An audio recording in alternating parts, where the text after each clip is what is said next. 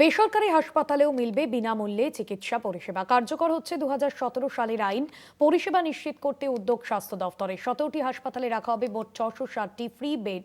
Apollo হসপিটালে 75টি free bed এবং vision হসপিটালে 51টি ফ্রি বেড পরিষেবা থাকছে।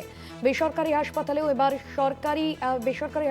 বিনামূল্যে যে চিকিৎসা পরিষেবা মিলবে, যা কার্যকর হচ্ছে। 17টি হাসপাতালে রাখা হবে মোট 660টি বেড। অ্যাপেলো হসপিটালে 75টি ফ্রি বেড পরিষেবা। বেসরকারি হাসপাতালেও বিনামূল্যে চিকিৎসা পরিষেবা মিলবে বলে জানা যাচ্ছে। 17টি হাসপাতালে রাখা হচ্ছে মোট 660টি ফ্রি বেড পরিষেবা। বেসরকারি হাসপাতালেও বিনামূল্যে চিকিৎসা পরিষেবা মিলবে। কার্যকর হচ্ছে 2017 সালের আইন। বেসরকারি হাসপাতালেও মিলবে বিনামূল্যে চিকিৎসা পরিষেবা। 2017 সালের আইন কার্যকর হচ্ছে। 17টি হাসপাতালে মোট 660টি বেড রাখা হবে বলে জানা যাচ্ছে।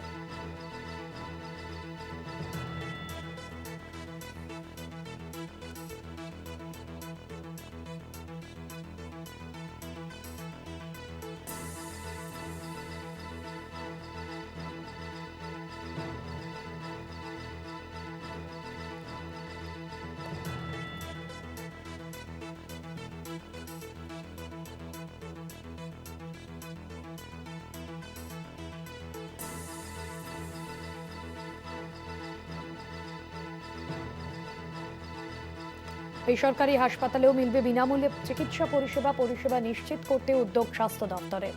17টি হাসপাতালে রাখা হচ্ছে মোট 660টি ফ্রি বেড পরিষেবা। অ্যাপেলো হসপিটালে 75টি ফ্রি বেড পরিষেবা থাকছে। বেসরকারি হাসপাতালগুলোতেও এবার চিকিৎসা মিলবে বিনামূল্যে। ফ্রি বেড পরিষেবা থাকছে বেশ কিছু বেসরকারি হাসপাতালে এবং সেই সমস্ত ফ্রি বেডগুলোতেই মিলবে বিনামূল্যে চিকিৎসা পরিষেবা। ভিশন হসপিটালে 51টি ফ্রি বেড। 17টি হাসপাতালে রাখা হবে বেশ কয়েক সংখ্যক ফ্রি বেড পরিষেবা। ভিশন হাসপাতালে 51টি ফ্রি বেড পরিষেবা। কার্যকর হচ্ছে 2017 সালের আইন।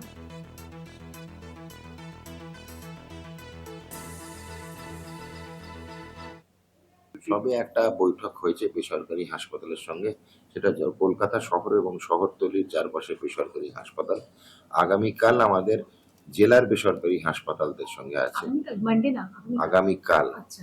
আগামীকাল মানে শনিবার, এবং সোমবার আছে আমাদের বেসরকারি মেডিকেল কলেজগুলোর সঙ্গে। তো এইগুলোর পরে আমাদের মঙ্গলবার আমি টাইম লাইন রেখেছি রুটিন, যে আমরা নিজস্ব আভ্যন্তরীণ পর্যালোচনা হবে যে কিভাবে এটাকে ফলপ্রসূ করা হয় বা লজিস্টিক সাপোর্ট। আর বুধবার তাহলে আমরা যদি করে উঠতে পারি, মাননীয় মুখ্যমন্ত্রীর সঙ্গে আমরা বৈঠকে বসবো এই পুরো জিনিসটা উপস্থাপন করার জন্য। কালকে হাসপাতালগুলো, সোমবার মেডিকেল কলেজ। আমরা শনি রোববারে এখানে সব কাজ করছি, আমরা কোথাও কাজ বন্ধ রাখছি। আগামীকাল শনিবার সরকারি ছুটি, আগামী পরশু রবিবার সরকারি ছুটি। স্বাস্থ্য ভবনের স্বাস্থ্য আধিকারিকরা আসছেন এবং ফুল ওয়ার্কিং ডে চলবে। রবিবার দিনও কাজ হচ্ছে। অ্যাবসলিউটলি। রমিত বন্দ্যোপাধ্যায় রয়েছেন আমাদের প্রতিনিধি ফোন লাইনে। রমিত, সেক্ষেত্রে সাধারণ মানুষ তারা পরিষেবা পাবেন, নতুন পরিষেবায় কতটা উপকৃত হবেন সাধারণ মানুষ?